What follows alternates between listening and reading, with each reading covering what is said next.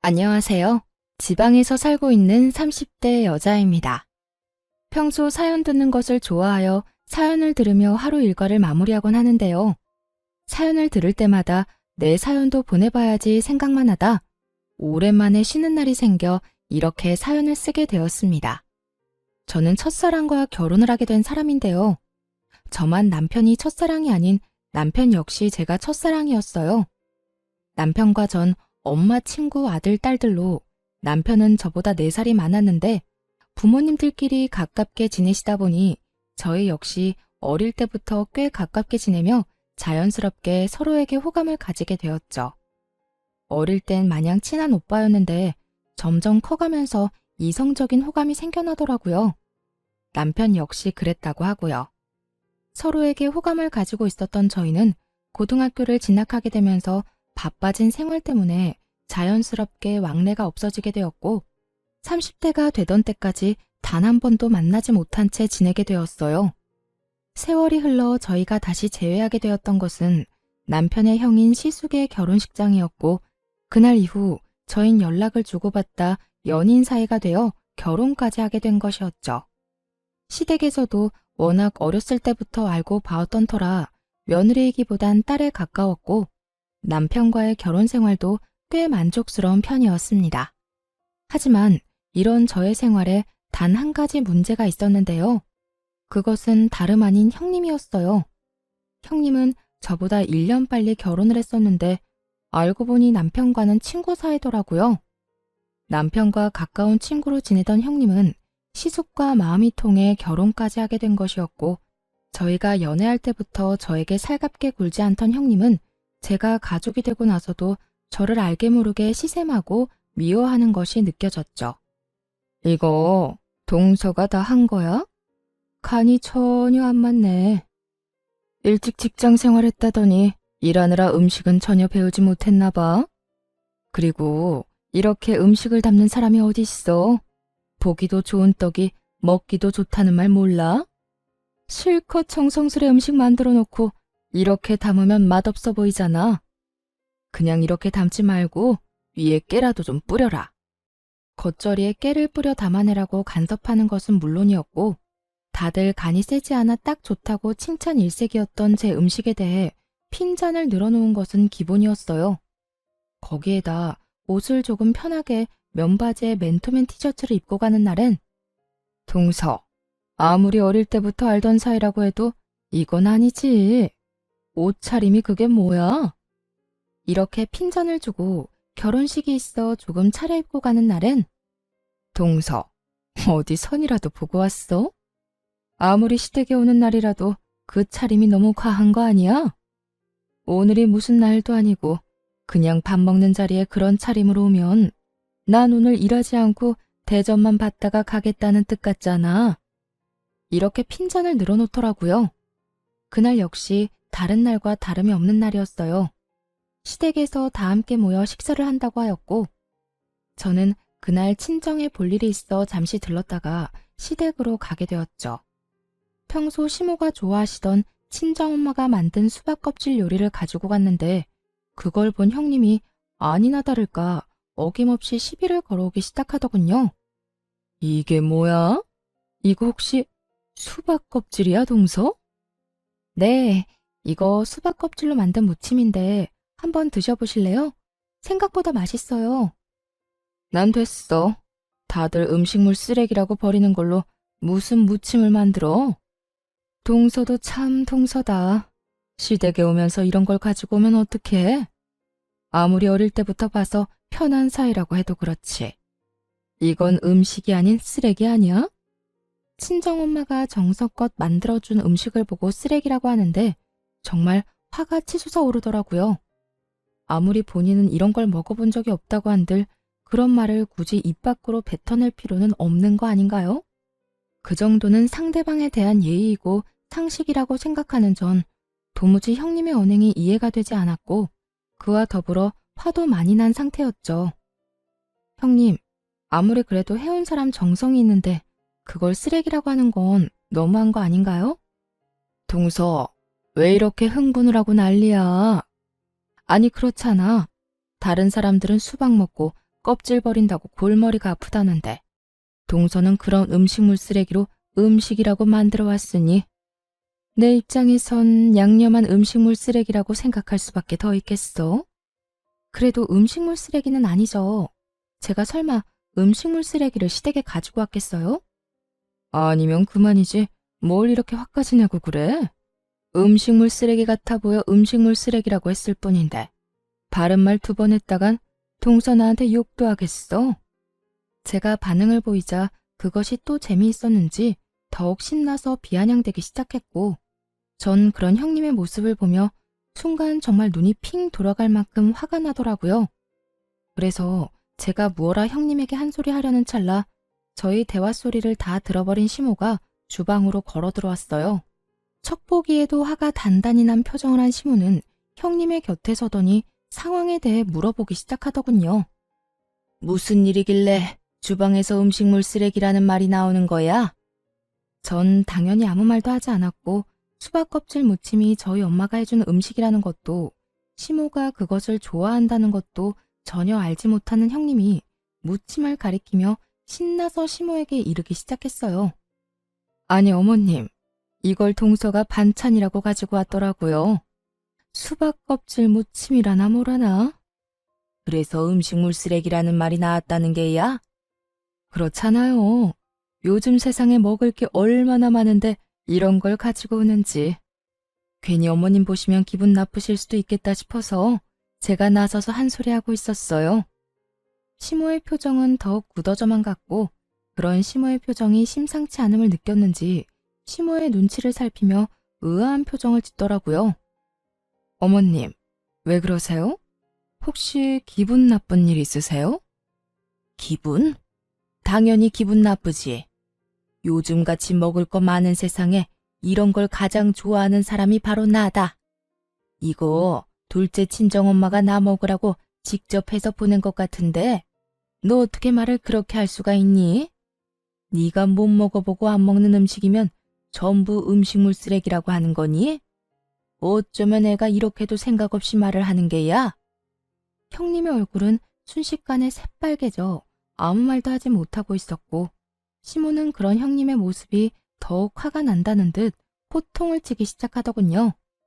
그제야 정말 큰일이 났다 싶었는지 시모에게 빌기 시작했어요. 다른 사람이 정성으로 한 음식에 그렇게 함부로 말하는 거 아니다. 당사자가 이 말을 들었으면 얼마나 힘 빠지고 기분 나쁘겠어. 어머님, 저는 동서 친정어머니께서 해주신 음식이라고는 생각도 못했어요. 어머님이 좋아하시는 음식이라고는 더욱 생각 못했고요. 정말 죄송해요. 제가 생각이 짧았어요.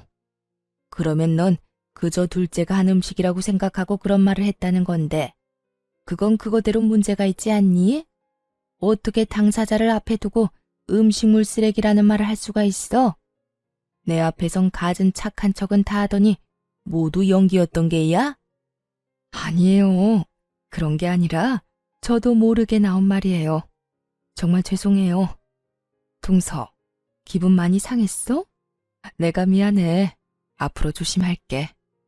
형님은 시모에게 용서를 구하는 것도 모자라 저에게까지 사과를 하는 태도를 보였지만 시모의 마음을 돌리기엔 이미 늦은 듯 하더라고요. 형님의 사과에도 불구하고 형님은 시모에게 미운 털만 잔뜩 박힌 채 저녁 식사도 하지 못하고 집에서 쫓겨나 버렸으니까요. 아무래도 기분이 상해서 안 되겠구나. 넌 오늘 여기서 밥 먹지 말고 집에 가서 밥 먹거라. 너 보면 음식물 쓰레기라는 말이 귓가에 맴돌아서 밥을 먹을 수가 없어. 어머님, 정말 죄송해요. 제가 오늘은 그냥 가고 나중에 따로 한번 올게요.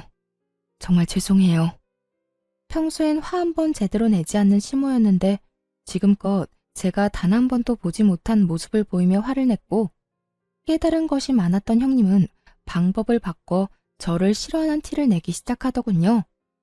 저에게 말을 걸지도 않을 뿐더러 시선조차 주지 않으며 그야말로 저를 투명인간 취급을 하기 시작했죠. 형님, 언제 오셨어요? 제가 이렇게 말을 걸어도 제 말은 안 들리는 사람처럼 시모에게 쪼르르 달려가 갖은 알랑방귀를 끼어대더군요. 어머님, 저 뭐 하면 될까요? 저한테 다 맡기시고 어머님은 들어가서 좀 쉬셔요. 며느리가 둘이나 있는데 아직 이렇게 주방에 계시면 어떻게 해요? 얼른 들어가서 좀 쉬세요. 이렇게 말입니다. 따져보자면 제가 잘못한 것이 있는 것도 아닌데 저에게 화풀이 하는 것도 꼴같지도 않았지만 괜히 아는 척을 해오며 시비를 거는 것보다 훨씬 편안하긴 하더라고요. 워낙 별것도 아닌 것에 시비를 걸어오던 탓에 차라리 무시당하는 편이 더 편안하다고 생각하게 되는 상황이 황당하긴 하지만 어찌되었든 한결 편안해졌으니 되었다고 생각하던 참이었어요. 형님이 모른 척을 하니 저 역시 형님에게 굳이 말을 걸지 않는 날이 길어지고 있었는데 하는 수 없이 연락을 해야만 하는 일이 생겨나고야 말았었어요. 그 이유는 다름 아닌 남편 때문이었는데 대학교 동창이 부친상을 당해 장례식장을 간다며 나간 남편이 연락도 없이 외박을 한 것이었죠. 날이 밝아올 때까지 남편은 여전히 연락이 없었고 저는 하는 수 없이 대학교 동창인 형님에게 연락을 하게 된 것이었어요. 동서가 무슨 일이야? 나한테 연락 한 통 한 적이 없는 사람이. 그게요, 형님. 다름이 아니라 저희 남편이 대학교 동창 부친상에 간다며 나갔는데 연락도 없이 외박을 해서요. 아직도 연락이 안 돼서 걱정이 돼서 연락드렸어요.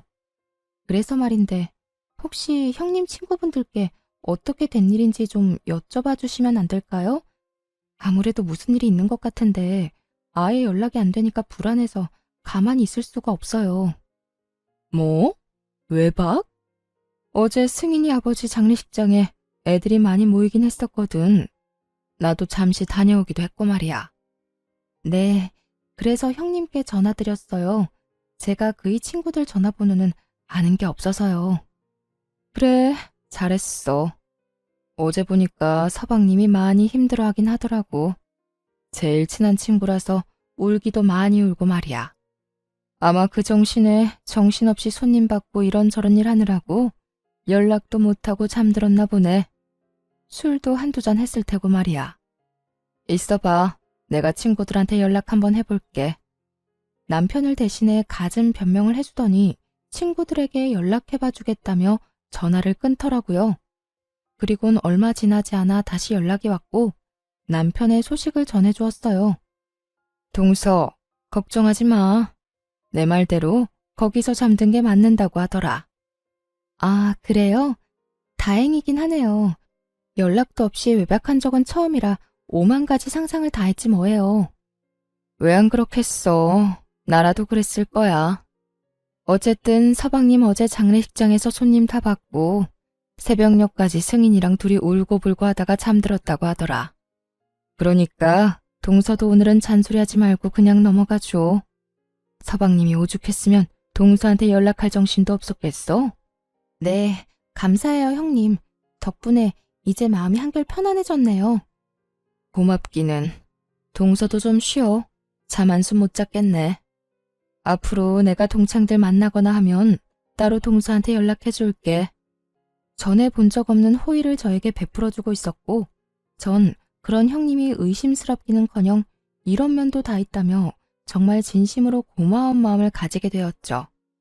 그 당시엔 제 뒤로 무슨 짓을 하고 있을 거라곤 전혀 상상도 하지 못한 상태였고 아무리 저와는 사이가 좋지 않다고 한들 같은 여자로서 저에게 그런 거짓말을 하지 않을 거라 믿어 의심치 않았던 상황이었습니다. 형님의 말에 안심을 하고 남편을 기다리고 있으니 하루 사이 많이 수척해진 남편이 집으로 들어오더라고요. 남편은 저와 눈도 제대로 마주치지 못한 채 주저리 외박 사건에 대해 변명하기 시작했어요. 여보, 미안해. 나도 모르게 지쳐서 잠이 들어버렸지 뭐야.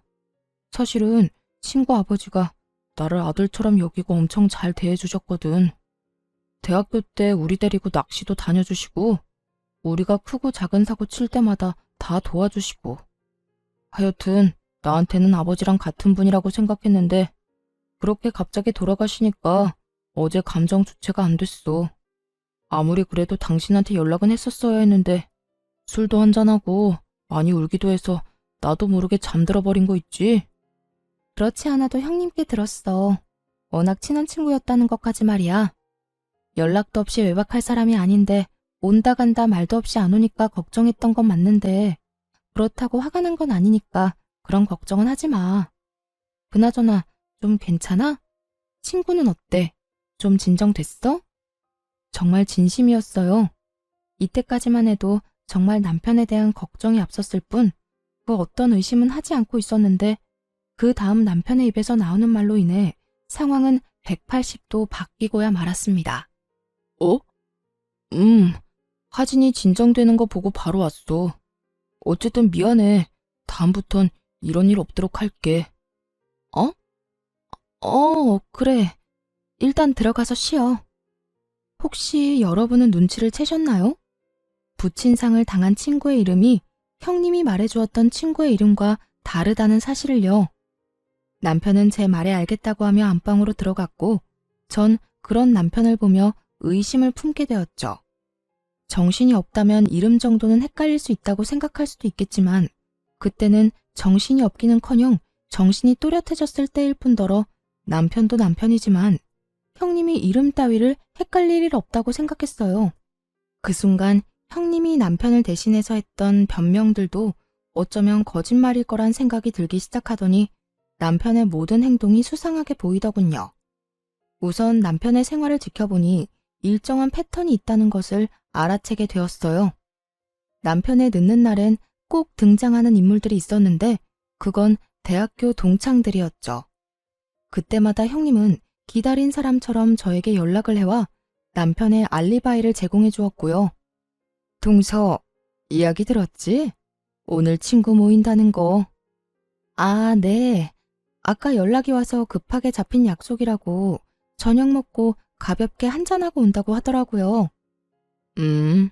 나도 잠시 들렸다가 방금 집에 들어왔는데 오늘은 남자애들끼리 모여 있더라고. 내가 동서한테 보내주려고 사진까지 찍어왔어. 전화 끊고 보내줄 테니까 보고 안심하라고. 다 동서가 아는 친구들일 거야. 이렇듯 형님은 늘 본인은 집에 먼저 왔는데 남편은 친구들과 있을 거라며 남편의 증인이 되어주었고 본인이 말한 대로 사진까지 보내주며 제 의심을 잠재우려고 노력하고 있더군요. 한번 시작된 의심은 점점 더 커져만 갔고 도저히 그냥 있을 수는 없더라고요. 전 그 모든 의심스러운 상황에 종지부를 찍고자 흥신소를 이용하기로 했고 며칠 뒤 흥신소에서 전해받은 자료들은 과히 충격적일 수밖에 없었습니다. 사모님, 제가 자료는 다 보내놨습니다. 확인해 보시면 되시고요. 예상하셨다시피 남편이 외도를 저지르고 있던 게 맞더라고요. 상대는 대학 동창으로 그쪽도 결혼을 한 상태였고요. 제가 조사한 바론 남편 형수하고도 관련이 있는 것 같더라고요. 두 사람이 만나는 날엔 거의 대부분 그 형수라는 사람이 처음엔 함께 하다가 자리를 빠져주는 식으로 동창들 눈을 피했고요. 사진이랑 대화 녹음한 것도 있으니 다 확인하시고 연락해 주세요. 들어보니 남편은 외도를 저지르고 있는 것이 맞았는데 상대는 다름 아닌 남편의 동창이자 형님의 절친이더라고요. 녹음된 파일은 남편과 상간녀의 대화였는데 두 사람이 어떻게 시작되었는지 낱낱이 녹음되어 있었죠. 그래서 자기는 언제부터 날 좋아했는데? 그걸 모른다는 사실이 정말 놀랍다. 나 자기 대학교 때부터 좋아했었어. 오랫동안 자기 좋아하다가 도저히 안 되겠다 싶어서 우정까지 포기할 마음으로 고백하려고 했는데 웬 여자랑 결혼한다고 하더라? 내가 그때 얼마나 속상했는 줄 알아? 첫사랑이랑 다시 재회해서 결혼한다는데 내가 진짜 할 말이 없더라. 진작 말하지 그랬어. 그랬으면 우리가 이렇게 힘들게 만날 일도 없었을 텐데 말이야. 그러게. 나도 이렇게 될 줄 알았으면 진작 고백하는 건데. 하여튼 우린 지영이한테 고마워야 해. 어찌되었든 지영이가 우리 다시 연결해준 거 아니야. 이렇게 유부남 유부녀가 되어 만나게 됐다는 게 좀 그렇긴 하지만 말이야. 하긴 형수님이 중간에서 우리 계속 만나게 해주고 마음 전해주지 않았더라면 우리가 이렇게 서로 마음을 확인하고 서로 좋은 시간을 보낼 일도 없었겠지. 거기에다 형수가 요즘 우리 집사람한테 나 알리바이를 다 대줘서 자기 만나는 게 얼마나 편한지 몰라. 글쎄 사진까지 보내준다더라. 우리 다 같이 모여있는 사진 말이야. 그것도 남자들끼리만 모아서 말이야. 지영이한테 정말 고맙다. 그나저나 자기는 이혼 생각은 있는 거야? 언제까지 이러고 만날 거야? 나야 당장이라도 이혼하고 싶지. 그런데 무슨 계기가 있어서 이혼 말이라도 꺼내볼 거 아니야. 괜히 급한 마음에 이혼 이야기 꺼냈다가 집사람이 무슨 눈치라도 채면 자기나 나나 끝장인 거야. 상간녀, 상간남 위자료에 이혼 위자료까지. 이중으로 돈 나갈 텐데 그 돈을 다 어떻게 해. 하긴 그 돈이면 우리 집도 살 수 있겠다. 알겠어. 나도 우리 남편이랑 최대한 자연스럽게 이혼할 수 있도록 노력해 볼 테니까 자기도 하루라도 빨리 이혼할 수 있게 노력해줘. 나 이렇게 자기랑 몰래 만나는 거 너무 싫어. 나라고 좋아서 이렇게 만나겠어? 내가 빨리 이혼할 수 있도록 해볼 테니까 조금만 기다려줘, 자기야. 참 기가 막히더라고요.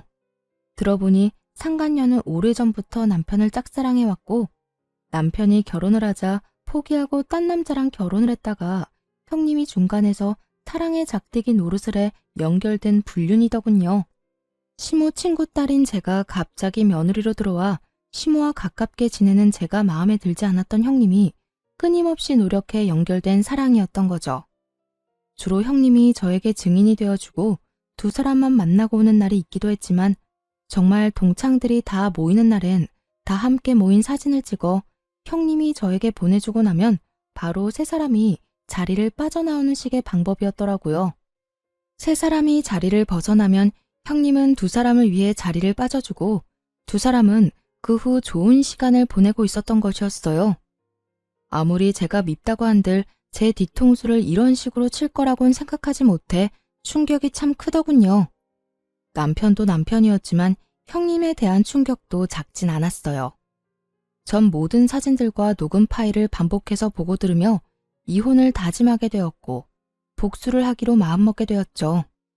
조용하게 이혼하고 행복하길 바라는데 그렇게 해주면 안 되는 일이었으니까요. 대망의 날이 밝았고 시댁에 다 함께 모이는 날이었어요. 저는 미리 남편 놈에게 들릴 때가 있다며 따로 시댁에 가게 되었어요. 조금 늦게 시댁에 도착하니 온 식구들이 모여 앉아 이야기를 나누고 있었고 정 그대로 시부에게로 다가가 외도 증거들을 건네주었어요. 저에게 여러 증거를 받은 시부는 한참을 그 증거들을 들여다보더니 고함을 질러버리더군요. 이놈의 자식이 이게 무슨 인간 같지도 않은 짓거리야? 남편은 자신을 향하는 시부의 고함에 깜짝 놀라 토끼 눈을 하고 시부를 보더라고요. 아버지, 무슨 일이길래 그렇게 화를 내세요? 무슨 설명이라도 해주셔야 제가 말이라도 하죠. 당신 아버지한테 뭘 줬길래 아버지가 저렇게 화를 다 내시는 거야? 남편은 저와 시부를 번갈아가며 물어왔고 시부는 저에게 받은 사진을 남편의 얼굴에 던져버리며 호통을 치기 시작했어요.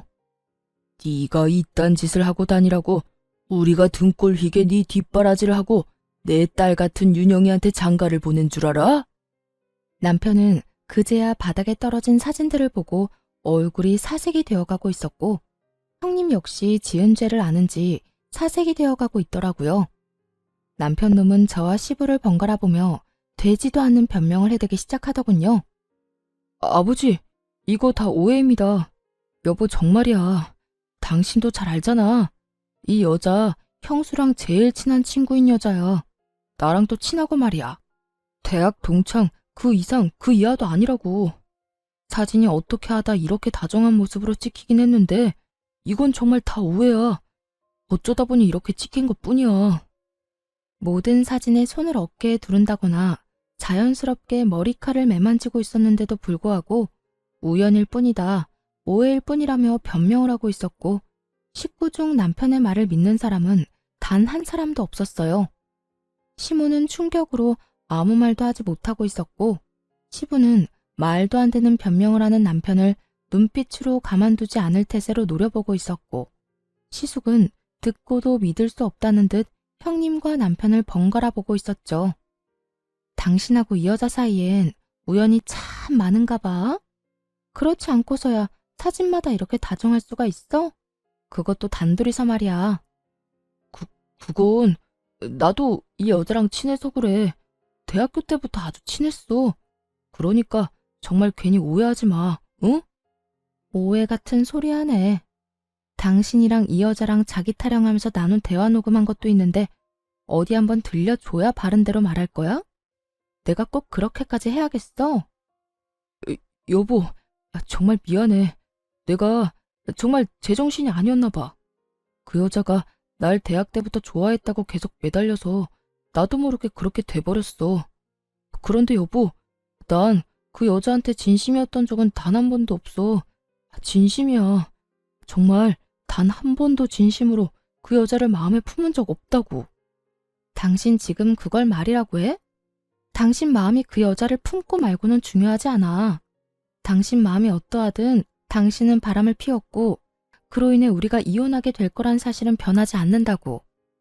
제 입에서 이혼 이야기가 나오자 남편은 충격에 빠진 얼굴하고선 저에게 되묻더라고요. 뭐? 이혼? 당신 지금 나랑 이혼하겠다고 한 거야? 당신이 나랑 어떻게 이혼을 해? 당신 나 많이 사랑하잖아. 꼴 같지도 않은 말이었어요. 남편은 자신이 무슨 짓을 하든 제가 본인을 너무 사랑하니 이혼만은 할 수 없을 거라고 확신하고 있더라고요. 그런 밑도 끝도 없는 근거 없는 자신감은 어디서 나오는 것인지 알 수가 없었지만 전 아주 큰 착각을 하는 남편에게 똑바로 다시 이혼을 말해주었죠. 당신 아주 큰 착각을 하고 있는가 본데 다른 여자 좋다는 놈을 내가 왜 사랑해? 정신 나갔니? 당신이 날 배신하고 이딴 짓 하고 돌아다닌 걸 뻔히 아는데 이혼 안 하고 가만히 있는 게 등신이지. 안 그래? 그러니까 우리 이혼해. 더는 당신이랑 살 생각 따윈 없으니까. 이렇듯 제가 당당하게 이혼을 말하는 사이 형님은 몸까지 떨며 불안감에 사로잡혀 있더라고요. 제가 어디서부터 어디까지 알고 있는 것인지 알 수가 없으니 크게 불안해하고 있는 듯 했어요. 시숙은 형님이 몸까지 떨어대자 걱정스러운 마음에 형님에게 말을 걸더라고요. 여보, 왜 그렇게 떨어? 어디 아파? 아니, 조금 놀라서 그래. 시숙의 물음에 애써 말을 돌리고 있었고 전 그런 형님이 빠져나갈 구멍이 없게 형님이 숨기고 있던 사실 역시 그 자리에서 밝혀버렸습니다. 아주버님, 형님 많이 놀랐을 거예요. 제 남편이자 아주버님 동생이 바람을 피우도록 중간에서 도왔던 사람이 다름 아닌 형님이거든요. 뭐요? 재수씨, 그 말이 사실이에요? 그럼요. 이렇게 된 마당에 저한테 뭐 득이 될 게 있다고 그런 거짓말을 하겠어요. 그리고 또 알려드릴 게 있는데 형님 역시 다른 남자와 외도를 저지르고 있더라고요. 상대 역시 대학 동창이자 유부남이고요. 절친하고 서방님이 외도를 저지르니까 그게 부러웠나? 뭐 좋은 일이라고 그런 것까지 따라하는지 모르겠네요. 맞아요. 저는 남편의 뒷조사를 하며 형님의 뒷조사도 하게 되었고 형님 역시 동창이자 유부남과 외도를 저지르고 있더라고요. 친구들까지 옛 기억을 떠올리며 즐거운 시간을 보내는 동창회가 아닌 불륜회가 벌어지는 것과 다름이 없는 상황이었죠. 제 말을 들은 시숙은 곧장 몸을 떨고 있는 형님의 멱살을 잡아올리며 말했어요. 야, 이게 전부 사실이야? 동창회 간다더니 거기서 내 동생을 바람 피우게 만든 것도 모자라서 당신도 바람을 피우고 있었다는 게? 당신이 어떻게 나한테 이럴 수가 있어? 내가 당신한테 어떻게 했는데? 여보, 내가 미안해. 내가 정말 미쳤었나 봐. 나도 그러지 않으려고 했는데 어쩌다 보니까 그렇게 됐어. 정말 미안해. 미안? 할 짓 못할 짓 다 해놓고선 이제 와서 미안하다고 하면 없던 일이 된다고 생각해? 저 녀석도 그렇지만 당신도 참 염치라고는 없는 사람이구나. 우리도 이혼해. 나 역시 당신 같은 여자랑 더는 같이 살 생각 없으니까. 여보, 이러지 마. 내가 당신 없이 어떻게 살아. 이렇게 감정적으로 생각하지 말고 다시 한 번만 생각해줘. 감정적? 오해하나 본데 나 그 어느 때보다 냉정하게 잘 생각하고 있거든. 이미 머릿속엔 당신하고 이혼 소송할 생각부터 상간남 소송까지 다 그려진 상태야. 그러니까 더는 긴 말 말고 이혼이나 준비해. 시숙은 단호하게 이혼을 선포했고 형님은 그런 시숙에게 울고불고 매달리며 어떻게 해서든 시숙의 마음을 돌려보려 애쓰더라고요. 그리고 형님 역시 자기 친구와 외도를 저지르고 있었다는 사실을 꿈에도 알지 못했던 남편은 형님에게 화를 내기 시작했고요. 네가 어떻게 우리 형을 두고 그딴 짓을 할 수가 있어? 네가 그러고도 인간이야? 이딴 짓거리나 하려고 우리 형 소개해달라고 날 쫓아다녔던 거야? 남편은 본인이 지금 어떤 잘못을 저질러 제 앞에 무릎을 꿇고 앉아있는 것인지 잊은 듯했고 전 남편에게 현실을 자각시켜 주었어요. 당신이 지금 입댈 주제나 된다고 생각해? 남 신경을 쓰지 말고 당신 이혼이나 신경 써. 누가 누구한테 질책을 하고 있어?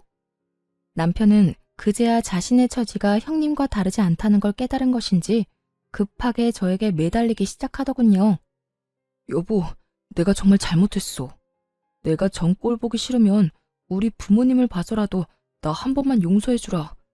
우리 부모님이 당신 딸처럼 예뻐했었잖아. 남편은 감히 시부모님들을 입에 올리며 저에게 매달리고 있었고 이때껏 잠자코 상황을 지켜보던 시부가 상황을 정리해버리기 시작했어요. 어디서 우릴 파는 게야? 우린 너 같은 놈이랑 계속 살라고 할 생각 없다. 아버지, 그리 불러도 소용없어. 넌 당장 이혼하고 이혼과 동시에 이때껏 우리가 줬던 모든 것을 다 내놓거라. 집, 차, 카드까지. 하나도 남김없이 다 내놓고 이 집에 기어들어올 생각도 하지 마. 아버지, 이렇게까지 하실 필요는 없잖아요. 이렇게 남김없이 다 가지고 가시면 전 어떻게 해요? 이렇게까지 하게 만든 놈이 누군데 감히 말대꾸를 하는 게야? 시부의 호통에 남편은 제가 이혼을 말할 때보다 더 절망적인 표정으로 고개를 푹 숙이더군요. 그럴 수밖에요. 시댁은 재산이 좀 있는 편이었는데 자식들이 조금이라도 편히 살라고 지원을 아낌없이 해주던 상황이었어요. 그 덕분에 남편은 월급은 월급대로 다 쓰고 부모님들의 지원으로 낭비를 펑펑하고 살았던 사람이었죠. 그런데 그런 남편에게 모든 지원을 끊겠다고 하니 그것이야말로 마른 하늘의 날벼락 아니겠어요? 남편은 아무리 생각해도 지원만은 끊길 수 없었는지 시부에게 더 간절하게 매달리기 시작하더군요. 아버지, 제가 아버지가 시키는 대로 이 사람이랑 이혼하겠습니다. 그러니까 지원은 끊지 말아주세요. 최소한 집이랑 차는 계속 제가 가지고 있게 해달라고요. 사람이 집은 당연히 있어야 살아갈 거고 회사는 다녀야 하니 차는 있어야 할 거 아니에요. 그러니까 아버지, 제발 한 번만 더 생각해 주세요. 제발요. 집이나 차가 필요하면 네 능력으로 사. 이때까지 우리가 그만큼 도와줬으면 최소한 네 통장에 그만한 돈은 있어야 정상이지. 어찌되었든 내 할 말은 끝났으니 더는 긴 말 시키지 마. 시부의 뜻은 확고했고 시부의 말이 끝나자마자 시숙 역시 형님에게 당장 소송을 준비하라고 말하더군요. 상황은 돌이킬 수 없는 상황이 되어버렸고 남편과 형님은 눈물을 펑펑 쏟아내며 빌기 시작했어요. 여보, 그런 말 하지 말라니까. 내가 어떻게 당신이랑 이혼을 해. 난 절대 당신이랑 이혼 못해. 내가 정말 잘못했다니까. 그 남자랑 그렇게까지 깊은 관계도 아니었고 정말 실수에 가까운 만남이었어.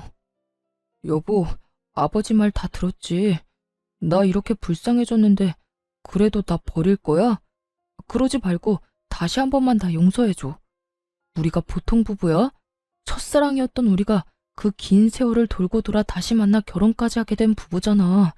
그런 우리가 이까진 일로 이혼한다는 게 말이나 되냐고. 두 사람 다 눈물 없인 들을 수 없는 마음을 쏟아내고 있었고 시숙은 그대로 시댁을 나가버렸고 전 남편에게 다시 한번 이혼을 말해주었죠. 그런 우리 사이를 산산조각 낸 건 당신이야. 그러니까 이렇게 구질구질하게 굴지 말고 예정을 생각해서라도 하루라도 빨리 이혼해. 할 말을 끝내고 시댁을 나가려는데 다급하게 저를 붙잡은 남편이 목소리를 낮춰 말하더라고요. 그러면 우리 아버지한테 내 이야기 좀 잘해주면 안 될까? 괘씸하긴 하지만 불쌍하니까 이때까지 해줬던 그대로 지원해주라고 말이야. 당신이 이 말만 해주면 내가 당신 원하는 대로 바로 이혼 서류에 도장 찍어줄게. 끝까지 참 대단하다 싶었어요. 어떻게 된 인간이 다른 사람도 아닌 저에게 이런 부탁을 할 수 있는지 도무지 이해도 되지 않더라고요. 전 제 귀에 대고 헛소리를 해대는 남편을 밀어버리곤 큰 소리로 외쳐주었죠. 뭐? 당신한테 해주던 지원은 그대로 해달라고 아버님께 말해달라고? 내가 미쳤다고 아버님께 그딴 말하겠어? 정신 좀 차려라 제발. 지금 심정으론 당신이 가진 거라면 양말 하나까지 싹 다 빼앗고 싶은 심정이니까 헛소리 말고 법원 나오라는 날에 늦지 말고 오기나 해. 전 남편을 뿌리치곤 시댁을 나와버렸고 친정에서 지내며 이혼 소송을 비롯해 여러 소송을 시작하게 되었어요. 저와 시숙의 이혼은 그야말로 위자료 파티와 다름이 없었죠. 각각 배우자와 상간녀, 상간남에게 위자료를 받았고 저는 형님에게 위자료 소송을 해 형님에게도 위자료를 받을 수 있었어요. 잘못을 저지른 모든 사람들이 이중으로 위자료를 주게 되었고 세 사람은 빚쟁이 신세나 다름이 없었죠. 그렇게나 세상에 둘도 없는 사랑과 우정을 뽐내던 세 사람은 소송이 시작되자 철천지 원수와 다름이 없는 사이가 되어버리더군요. 각자 서로의 잘못만을 주장하고 있었고 어떻게 해서든 혼자 살아보려 갖은 애를 쓰기도 했어요. 결국 이혼이 마무리될 때쯤엔 아예 세 사람은 사이가 완전히 틀어져 버린 듯 서로 눈만 마주치면 욕을 한다고 정신이 없더라고요. 이게 다 박지영 너 때문이야. 네가 이 여자랑 나랑 연결시켜주지만 않았더라도 내가 이 모양 이 꼴이 되진 않았을 거라고. 바람을 피우려거든 혼자 피웠으면 됐지. 왜 애먼 사람까지 바람을 피우게 만들어? 참나. 내가 살짝 입기만 불었을 뿐인데 좋다고 쟤랑 눈 맞은 사람이 누군데 이 난리야? 그리고 이렇게 된 게 나 때문이야? 두 사람이 조심성 있게 만났으면 이런 일도 없었을 거 아니야. 내가 그만큼이나 도와줬는데도 그거 하나 똑바로 못해서 이 사태를 만들어? 하여튼 대학 다닐 때도 그렇게 머리가 나쁘더니 지금도 하나 편한 게 없어. 너 말 다 했어? 내가 저 쓸모도 없는 인간 포기한다고 했을 때 네가 나랑 저 인간 이어주려고 그 애만 쓰지 않았어도 우리한테 이런 일이 일어날 일은 없었거든? 그리고 너 아까부터 그저 우리 돕는 척하면서 말하는데 너 우리 돕는 척하면서 너도 바람 피웠잖아. 너 왜 이래? 이렇듯 세 사람은 서로 헐뜯는다고 정신이 없어 보였고 그 모습을 마지막으로 세 사람이 함께 있는 것은 보지 못하게 되었죠. 그 후 들려오는 소식엔 상간녀와 예전 형님은 이혼을 당하고 빚쟁이 신세가 되어 각자의 친정으로 찾아갔다고 하더라고요. 하지만 양쪽 집 다 집안꼴을 우습게 만들었다며 대문도 넘지 못하고 쫓겨났다는 말을 전해 들을 수 있었어요. 전 남편 역시 상황이 좋지 않았어요. 전 남편은 저와의 소송은 어떻게 무사히 넘겼지만 상간녀의 전 남편이 회사로 찾아와 한바탕 난리를 피워댄 덕에 회사는 그만두게 되었고 오갈 데도 없는 빚쟁이 신세가 되었다고 하더라고요. 그야말로 돈 걱정 없이 살던 사람이 한순간에 거지 신세가 되어버린 거였죠. 그렇게 거지 신세가 된 전 남편은 오갈 데가 한 곳도 없었는지 저를 찾아왔더라고요. 거짓골을 하고서 울고불고 매달리기 시작하는데 엄청 절박하기는 한가 보더라고요. 여보, 제발 나 좀 살려주면 안 될까? 소문 들었는지 모르겠는데 나 회사까지 잘려서 진짜 돈 나올 구멍이 없어. 그래서 뭐 나보고 뭐 어쩌라고? 돈이라도 달라는 말인 거야? 저는 이렇게 찾아와 그런 말을 하는 이유를 물었고 제 말이 끝나자마자 무릎까지 꿇더니 말을 속사포로 뱉어내기 시작했어요. 돈은 됐고 우리 아버지한테 연락 한 통 해주면 안 될까? 찾아갈 필요까지도 없고 전화 딱 한 통만 해주면 돼. 그러니까 당신 말은 내가 아버지께 전화드려서 당신 꼴이 이러하니 나와 이혼은 하게 되었어도 불쌍한 아들 구제 좀 해주셨으면 한다. 이 말을 해달란 말인 거네. 말이 끝나기도 전에 눈을 반짝이며 고개를 세차게 흔들더라고요. 그러면서 하는 말이 정말 어이가 없어 웃음이 다 나더군요. 내 말이 그 말이야. 당신도 이런 내 꼴 막상 두 눈으로 보니 마음 안 좋은 거 다 알아. 그러니까 당신이 전화 한 통만 좀 해줘. 다른 사람도 아니고 당신이 전화해서 부탁하면 아무리 아버지라도 나 받아주실 거야. 아니, 받아주시진 않으셔도 먹고 살 수는 있을 만큼 도움을 주시겠지. 그러니까 당신이 나 좀 도와줘라. 정말 전 남편이라는 놈은 변한 것이 하나도 없더라고요. 어떻게 저딴 생각을 할 수 있는 것인지. 아니, 머릿속으로 생각할 수는 있다고 해도 어떻게 그 머릿속에 있는 말을 뻔뻔하게 내뱉을 수 있는 건지 어떤 면에선 참 대단하다 싶기도 했습니다. 기대 가득한 눈빛을 보내는 전 남편에게 일말의 희망도 남기지 않기로 했어요. 자신이 한 짓이 있는데 감히 희망을 품다니 가당치도 않은 상황이었죠. 너 정말 큰 착각을 계속하는 것 같은데 난 너 그런 꼴 봐도 아무렇지도 않아. 여보. 그리고 이혼한 지가 언젠데 그 여보 소리 좀 하지 말아줄래? 나 네 말대로 절대 안 해줄 거야. 그럴 생각도 없고. 그런 허튼 짓에 낭비할 시간도 없어. 그러니까 헛된 기대, 이루어질 수 없는 희망 품지 말고 지금부터라도 열심히 살아. 그나마 쌓은 스펙이라도 있으니 어디든 취업은 할 수 있을 텐데 왜 그러고 사는지 정말 이해가 안 된다. 전 남편의 입장에선 청천벽력과도 같은 말이 나오자 실망한 얼굴을 감추지도 못하고 저를 붙잡고 매달리기 시작하더군요. 여보, 아니 그러니까 당신 화 많이 난 거 알아. 나 때문에 상처 많이 받은 것도 알고. 그런데 당신도 보다시피 나 벌 받을 만큼 받았고 반성도 많이 했어. 복수도 이 정도면 성공적이게 끝났을 텐데 이쯤하고 나 좀 살 수 있게 해줘. 당신 말 한마디면 다 되는데 꼭 이렇게까지 매정하게 굴어야겠어? 난 매정한 게 아니라 굳이 내가 하지 않아도 될 일을 안 하는 것뿐이야. 당신이랑 나 이혼했고 이젠 남인데 내가 왜 남의 가정사에 끼어서 이래라 저래라 해야 해? 난 그러고 싶지 않아. 더욱이 내가 그런 행동을 함으로써 조금이라도 당신한테 이득이 된다면 난 절대 하지 않을 거라고. 이게 내 뜻이고 난 이런 내 뜻을 바꿀 생각 없으니까 다신 나 찾아오지도 마. 당신 가정일은 당신이 알아서 해결하란 말이야. 이런 제 말을 듣고서도 여전히 무릎을 꿇고 빌고 있었고 전 그런 남편에게 찬물 한 바가지와 굵은 소금을 뿌려버리곤 집에서 내쫓아 버렸습니다. 제 악몽 같던 전 남편과의 인연이 끝을 맺게 되었죠. 그 후 저는 잘 지내고 있어요. 여전히 회사 생활은 잘하고 있고 지금은 친정 근처에 새로운 보금자리를 얻어 지내며 자유로운 삶을 즐기며 살고 있습니다. 지금 맡고 있는 바쁜 일만 잘 마무리된다면 회사를 좀 쉴 생각인데요. 사회생활을 시작하고 처음으로 제대로 된 휴식을 취해보는 것이라 요즘 조금 들뜬 생활을 보내는 중이에요. 쉬면서 무얼 어떻게 얼마나 재미있게 시간을 보내나 생각을 하다 보니 며칠 야근을 해도 절로 콧노래가 나오는 거 있죠? 이래서 다들 휴가 하는가 봐요. 거기에다 전 긴 휴가보다 더욱 길게 쉴 예정이니 더욱 행복한 나날들을 보내고 있는 중이랍니다. 이혼을 하고 난 후 아무래도 부모님이 가장 큰 걱정이었는데 부모님은 저를 더 걱정하고 계시더라고요. 한동안 친정에서 시간을 보낸 적이 있었는데 엄마가 저를 안아주시더니 이런 말을 하더군요. 우리 딸 많이 힘들지?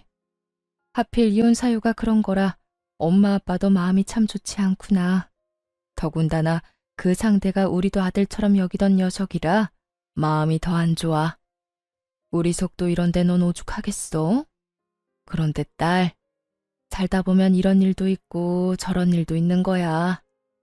지금 우리 딸이 겪고 있는 이런 일을 겪지 않았다면 더없이 좋겠지만 아픈 일은 일어나 버렸고 되돌릴 수도 없으니 엄마 아빠 품에서 잘 흘려보내도록 해보자. 영원히 우리 딸 마음에 상처가 되지 않도록 멀리 잘 흘려보낼 수 있도록 엄마 아빠가 옆에서 도와줄게. 이렇듯 전 친정에 지내며 부모님의 도움을 받아 전 남편에게 받았던 상처를 잘 흘려보냈고 조금 남은 파편은 이번 휴식에서 잘 흘려보내보려고 합니다. 그렇게 잘 흘려보내다 보면 웃으며 이혼을 말할 순 없더라도 최소한 아무런 감정 없이 이혼을 말할 수 있는 날이 오지 않을까요?